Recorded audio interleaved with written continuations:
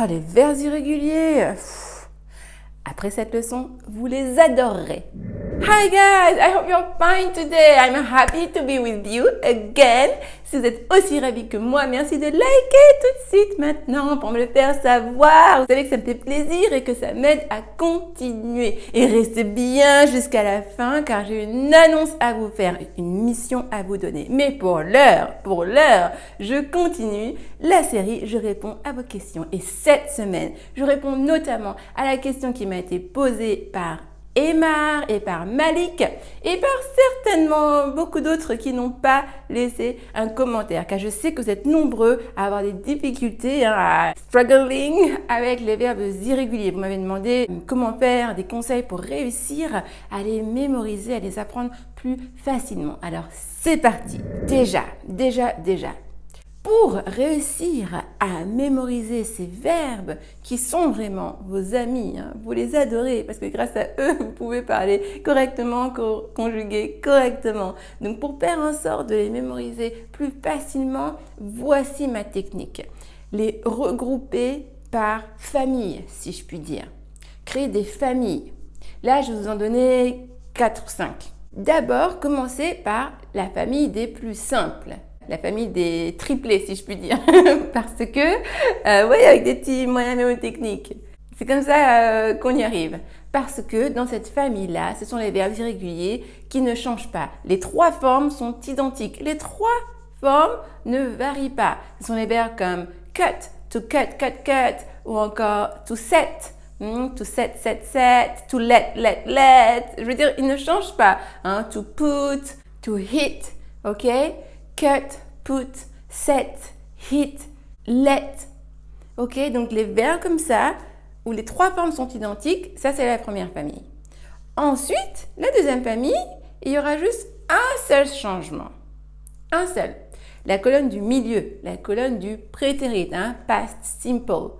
Seule la colonne du milieu du prétérit, la deuxième colonne, c'est la seule qui changera.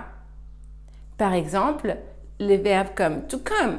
To come, came, come. La seule différence, c'est le prétérit, où le O est remplacé par un A.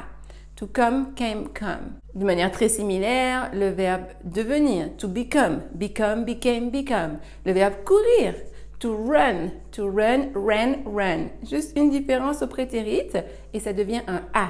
Donc vous voyez, les verbes comme ça, vous les mettez dans cette famille-là. Ensuite, la troisième famille, c'est la famille où les 2 dernières formes seront similaires, seront les mêmes en fait, elles seront identiques. C'est-à-dire le prétérit et le past participle, le participe passé. Les 2 dernières sont les mêmes. Il y a beaucoup de verbes très fréquents dans cette famille. To keep, par exemple, garder. To keep, kept, kept. To leave, partir, laisser, quitter. To leave, left, left. To dream, dreamt, dreamt. Qui est aussi régulier. On peut aussi dire dreamed au prétérit et au participe passé, mais il est également irrégulier. To dream, dreamt, dreamt. To say, said, said. Dire. Et l'autre verbe dire, to tell, told, told. Ou encore, parmi les plus fréquents, to make. To make, made, made. Faire, fabriquer. To send, sent, sent. To mean, meant, meant. Ces 2 derniers voulant dire envoyer et vouloir dire signifier. To send, envoyer. To mean, vouloir dire signifier. Donc vous voyez, ça c'est la troisième famille. Vous voyez déjà comment ça simplifie les choses, le fait de pouvoir les regrouper. Du plus simple au moins simple. On a commencé par la famille des identiques, la famille des triplés, les 3 pareils. Ensuite, la famille où il y avait juste un changement, la deuxième colonne, la colonne du prétérit, la colonne du milieu. Ensuite, la famille où les 2 dernières formes sont identiques. Ok? Et maintenant, on arrive à la famille des IAU.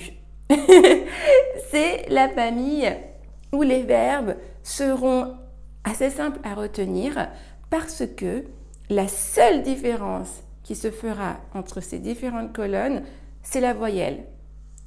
Dans la première colonne, ce sera un I, la deuxième un A, la troisième et dernière un U. C'est pour ça que c'est la famille des IAU. Exemple très simple et très typique, to ring, sonner. To ring, rang, rung. Vous voyez, to ring, un I, rang, un A et rung, un U. To sing, sang, sang. pareil, ok? Chanter. Ou encore to begin, began, began.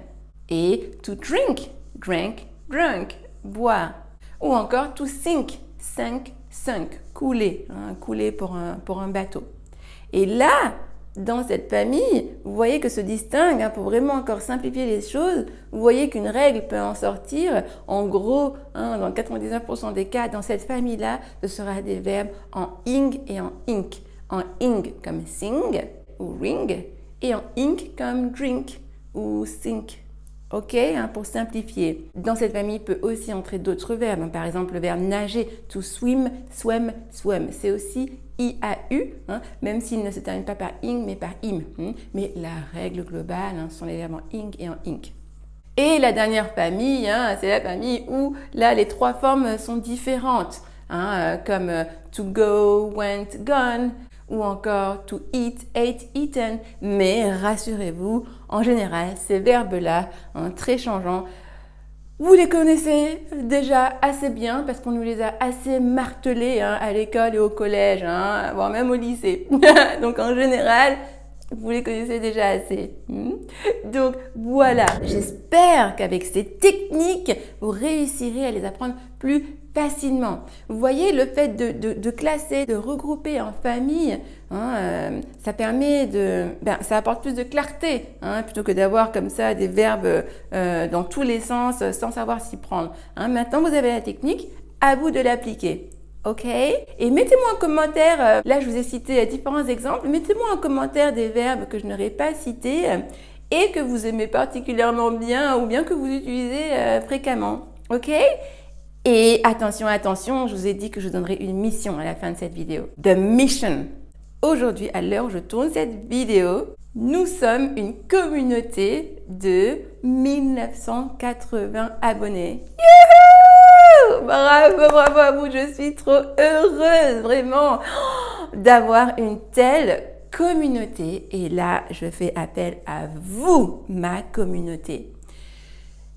Comme d'habitude, vous savez qu'il est important, je vous demande souvent, c'est pas pour rien si je vous demande de liker, d'ailleurs faites-le si ce n'est pas encore fait, de liker et de partager pour m'aider à aider encore plus de monde comme vous. Mais là, l'heure est grave.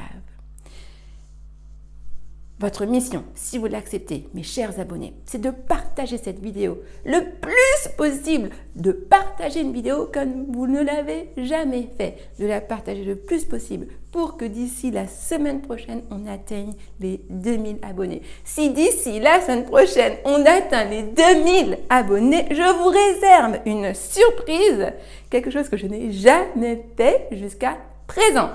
Donc, do you want it? So, just do it.